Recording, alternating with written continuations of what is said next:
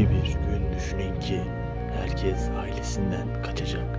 Öyle bir gün düşünün ki herkes can derdine düşmüş. Kaçacak yer yok, sığınacak yer yok, yardım edecek birisi yok, kurtaracak birisi yok. Merhaba, Keyfi Cinayet kanalına hoş geldiniz. Kıyamet günü, ahir zamanın sonu.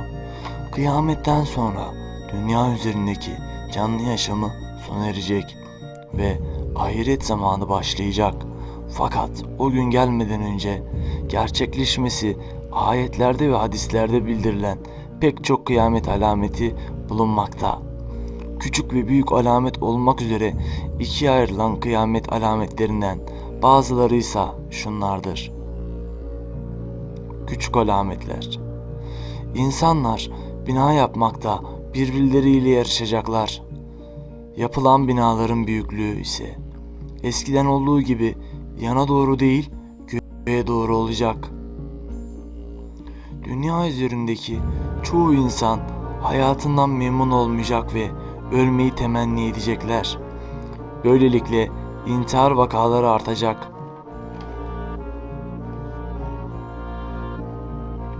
Doğa, insanların zulmüne isyan edecek.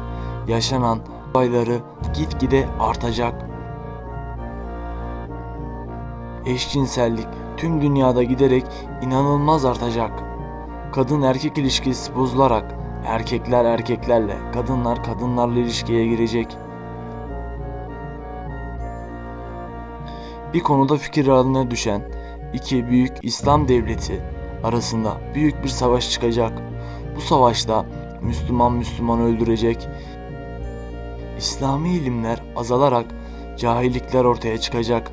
Camiler giderek daha süslü hale gelecek. Fakat ibadet etmeye Gelen insan sayısı azalacak. çok büyük bir savaş çıkacak. Bu savaşta Müslümanlar galip gelerek Yahudileri öldürecekler. Zina ve fuhuş açıkça işlenir hale gelecek. Toplum bunu görse de insanlar için sıradan sayılacak. Edep ortadan kalkacak. Toplum içinden peygamber olduğunu iddia eden yalancı peygamberler ortaya çıkacak. Halka kendilerini ilahi bir kişi olarak tanıtacaklar. İmanı zayıf olan bireyler bu insanlara inanacaklar. İnsanlara keyif veren alkol, uyuşturucu gibi maddelerin tüketimi tüm dünyada artacak. Aile ve akraba ilişkileri giderek zayıflayacak. Anne babaya gösterilen saygı ortadan kalkacak. Kadın ve erkek nüfusu dengeli bir şekilde artmayacak. Kadın nüfusu inanılmaz derece artar iken erkeklerin nüfusu epey azalacak. Büyük alametler. Büyük alametlerden bazıları şunlardır. Deccal'in ortaya çıkışı. Deccal yalancılığıyla ve hilekarlığıyla bütün dünyaya fitne tohumları atarak dünyayı kaosa sürükleyecek olan kişidir. İlk öncelik olarak İslam inanışını değiştirmeye ve ortadan kaldırmaya çalışacaktır. Yağmur, yağdırma gibi bir takım insanüstü özelliklerinin bulunduğu için imanı zayıf olan kimseleri arkasına katarak kendini Tanrı olarak tanıtacağı belirtilir.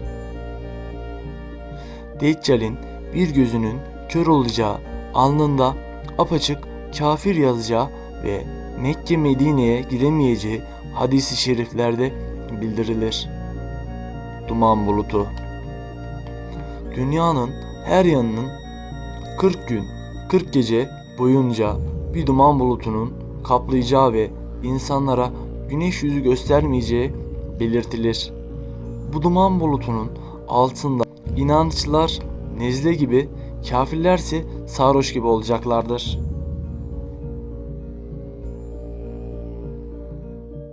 Dabbetül Arz'ın çıkışı. Dabbetül Arz, kıyametten önce yer altından meydana çıkacağı bildirilen bir yaratıktır. Kelimeyi anlamı yer hayvanı demektir.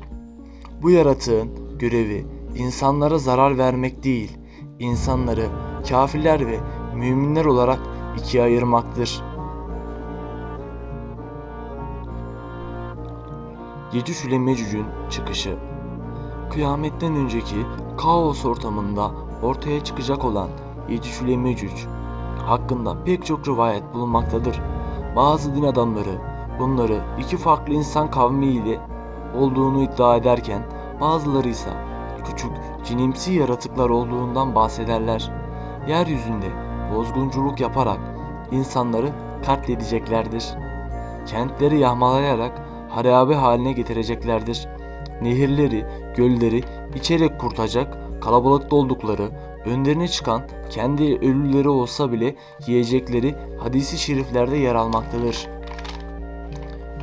Yecüc ile Mecüc, Allah'ın kendilerini musallat edeceği bir türle helak edeceklerdir. 3 yerin batması.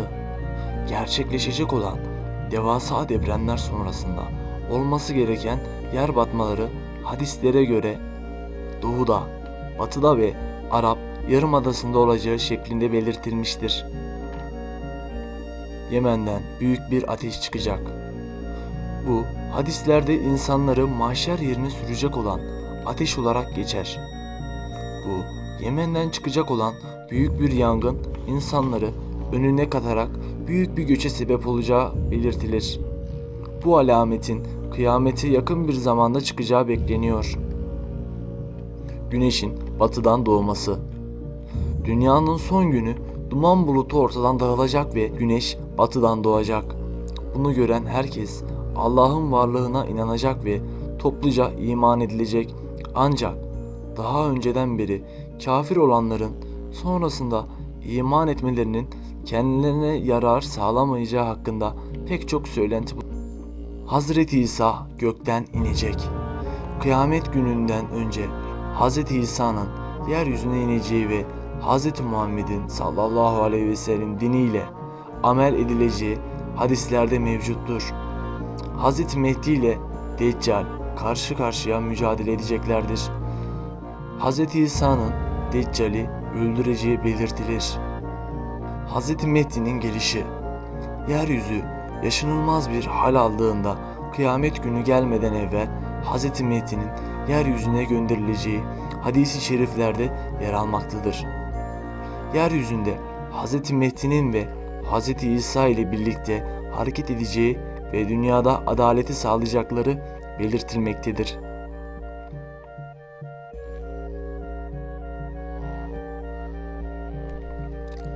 Kabe yıkılacak. Peygamberimiz Hz. Muhammed sallallahu aleyhi ve sellem kıyamete yakın bir vakit Kabe'nin yıkılacağını işaret etmiştir. Hadislerde Kabe'yi zamanın sonunda Habeşlilerden iki cılız bacaklı tarif edeceklerdir diye geçmektedir. Bu yıkım yeryüzünde Allah diyen kimse kalmadığında gerçekleşecektir. Videomu izlediğiniz için teşekkür ederim. Video ortasındaki kanal sembolüme tıklayarak abone olabilir. Sağ alt köşeden like atabilirsiniz. Hoşça kalın, dostça kalın.